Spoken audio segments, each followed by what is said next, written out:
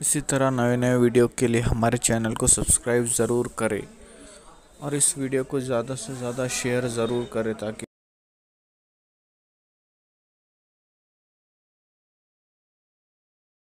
आप करम फरमाएं, तवज्जो फरमाएं कि इस वक्त मुस्लिम उम्मा के जो हालात पूरी दुनिया के अंदर है, हम किसी एक मुल्क की या किसी एक इलाके की बात नहीं करते, बल्कि पूरी दुनिया में कहीं पर मुसलमान सुकून और इत्मीनान की सांस नहीं ले रहा है। कहीं पर मुसलमानों के मसाइल भुखमरी के हवाले से है, यानी कहीं पर रोटी के लिए मुसलमान तड़प रहा है, कहीं कपड़े के लिए बेचैन है, कहीं मकान के लिए दर दर की ठोकरें खा रहा है, कहीं जालिम हुक्मरानों की हुक्मरानी ने उसको अपने शिकंजे में जकड़ लिया है। कहीं पर हालात ये हैं बेटियों की आबरू लुट रही है, कहीं पर हालात ये हैं कि मुस्लिम जवानों की लाशें बेगोरो कफन तड़प रही है, कहीं पर हालात ये हैं कि नन्हे नन्हे बच्चे मां की गोद के अंदर दम तोड़ रहे हैं।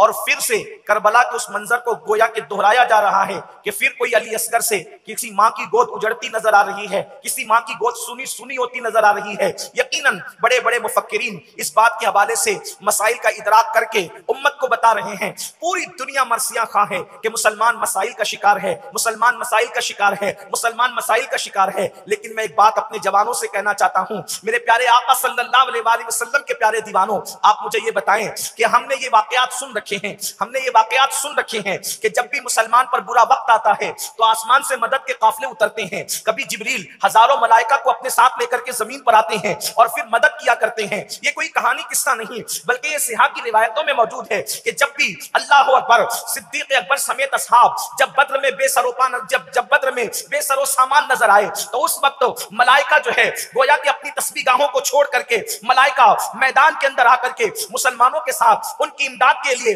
बाज़ाब्ता तौर पर तलवार थामते हुए नजर आए। जिनको खून रेजी से बेपनाह नफरत थी और जो इंसान के हवाले से खून रेजी की गुफ्तगू कर रहे थे, आखिर वो भी खून रेजी के अंदर शामिल हुए हक के लिए, मुसलमानों की इमदाद के लिए। हमने फिर सुना है कि किसी इब्राहिम पर जब वक्त आया है आग में डालने का तो उस वक्त भी तो अल्लाह की मदद आई थी। या नारकुनी बरदम व सलामन अला इब्राहिम कहा गया था। जब किसी अय्यूब के जिस्म में आंवले पड़कर जिस्म से पानी बहा था, सबने साथ छोड़ दिया था, तो उस वक्त अल्लाह की मदद आई थी। और किसी की ठोकर के पानी ही ने, बल्कि किसी का उन्हीं के ठोकर के पानी ने उनके लिए जरिया शिफा साबित हुआ था और वो पानी पीकर नहाकर आप शिफायाब हुए थे। पहले से ज्यादा हुस्न मिला था, पहले से ज्यादा जमाल मिला था। हमने ये भी तो सुना है कि मिस्र के कैद खाने से किसी यूसुफ को निकाल करके जो है वो अल्लाह अकबर मिस्र का तख्त अता किया जाता है, मिस्र का ताज अता किया जाता है। ये गैबी इमदाद के वाकयात न कहानी है न किस्सा है, ये ऐसे नाकाबिले तरदीद शवायद के साथ हकायक है कि जब जब भी मुसलमान चाहे किसी शक्ल में परेशान हुआ हो, आसमान से मदद नाजिल हुई है। आज ऐसा क्यों नहीं होता? जब भी किसी मां की गोद किसी बच्चे से सुनी सुनी होती है और उजड़ती है तो वो मां मिस्ले मरियम की तरह आसमान की तरफ निगाह उठाकर इंतजार करती है कि ए खालिके अर्दो समा, तूने सबकी मदद की, क्या तू हमारी मदद न फरमाएगा? जब भी किसी जवान बेटे की लाश कोई बाप तड़पते हुए देखता है तो मिस्ले याकूब की उसकी आंखों में भी आंसू आते हैं और वो कहता है कि क्या मेरी अल्लाह अकबर आसमानों से मदद नाजिल न होगी? जब किसी बेटी की आबरू लुटती है तो लोग आसमान की तरफ नजर उठाते हैं कि हमारी मदद ना आएगी। तो फिर आज के जवानों को कभी कभी उनका अकीदा मुतज़लज़ल होता नजर आता है कि दरअसल कहीं ये वाकयात माज़अल्लाह गड़े हुए तो नहीं, कहीं ये महज कहानी और अफसाने तो नहीं। इस तरीके से कभी कभी ये ख्याल भी आता है, ये शैतानी वसवसा भी आता है। मगर याद रखो मेरे आका सल्लल्लाहु अलैहि वसल्लम के दीवानों, मेरा रब जिसने बद्र में मदद की, जिसने ओहद में मदद की, जिसने खंदक में मदद की, जिसने खैबर में मदद की, जिसने आग में जाने वाले इब्राहिम की मदद की, जिसने बीमार होने वाले अय्यूब की मदद की, जिसने जनाब यूसुफ को मिस्र के कैद खाने से निकाल करके मिस्र के तख्त ताज अता फरमाए, अल्लाह ने उनकी भी मदद फरमाई। ये सब सच्चाई है, हकीकत है। मगर याद रखो अल्लाह की मदद यूं ही नहीं आती, अल्लाह की मदद यूं ही नहीं आती। अल्लाह की मदद जो है वो डिपेंड करती है कुछ शराइत पर, अल्लाह की मदद जो है डिपेंड करती है कुछ मामलात पर, कुछ निकात पर। कुदरत की तरफ से ऐलान होता है अगर तुम ये करोगे तो हम तुम्हारी मदद करेंगे।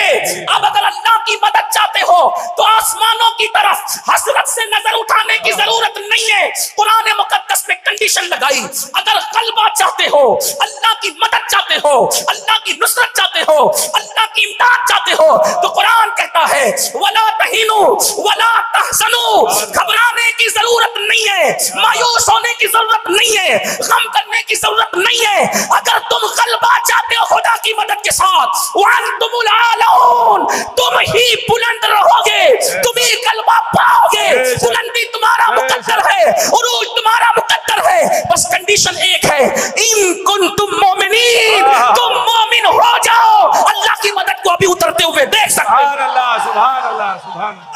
की मदद के लिए, अल्लाह की मदद के लिए मोमिन होना जरूरी है। अल्लाह ने मोमिन की मदद की, अल्लाह ने कहीं भी काफिरों की मदद नहीं की, अल्लाह ने कहीं भी मुनाफिकों की मदद नहीं की, अल्लाह ने कहीं भी दीन का मजाक उड़ाने वालों की मदद नहीं की। आप देख लें, नमरूद काफिर था, इब्राहिम मोमिन थे, मदद इब्राहिम के साथ है। इसी तरीके से अबू जहल काफिर था, सिद्दीक अकबर मोमिन थे, अल्लाह की मदद अबू बकर के साथ है। इसी तरीके से अल्लाह अकबर, फिरौन काफिर था, मूसा मोमिन थे और उनकी पूरी कौम जो है तो अल्लाह ने उनके लिए दरिया में रास्ते पैदा फरमा दिए।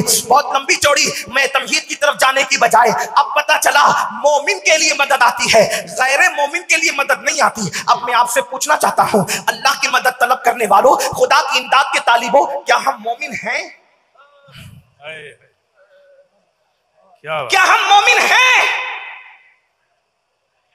क्या हम वो मोमिन हैं जिनकी मदद आए, जिन पर नारे नमरूद गुलजार हो जाए? हालांकि वो तो ऐसा मोमिन था जिसके ईमान की गवाही कुरान दे रहा। अबुल अंबिया, उनकी तरह कोई क्या मोमिन हो सकता है? लेकिन दर्जे में कहीं ना कहीं तो आपको बात करनी पड़ेगी। हम अंबिया की बराबरी की बात नहीं करते, लेकिन क्या हम मोमिन हैं? अब मोमिन किसे कहते हैं वो हम हुजूर से पूछे, मोमिन किसे कहते हैं? बड़ी माजरत के साथ, न मेरा मनसब ये है और न मैं आपको काफिर कहने या किसी को काफिर कहने आया, ये बात कतन नहीं, क्योंकि ना मैं मुफ्ती हूं। ये मनसब तो मुफ्ती का है कि वो किसी पर क्या फतवा लगाता अपने ज़ौक़ के मुताबिक। मैं सूफी मशरब आदमी, मेरा मसलक, मेरा मशरब सूफिया का है, मैं कोई मुफ्ती नहीं। लेकिन एक बात जरूर कहना चाहता हूं, क्योंकि नसीहत और वाज के लिए अपने आप को भी और आपको भी हम दोनों के कटेरे में खड़े करके बात कर रहा हूं। क्या हम मोमिन हैं? अब हुजूर से पूछें, हुजूर मोमिन कौन है? तो अल्लाह के रसूल अलैहि सलाम अब मोमिन को बताते मोमिन कौन है।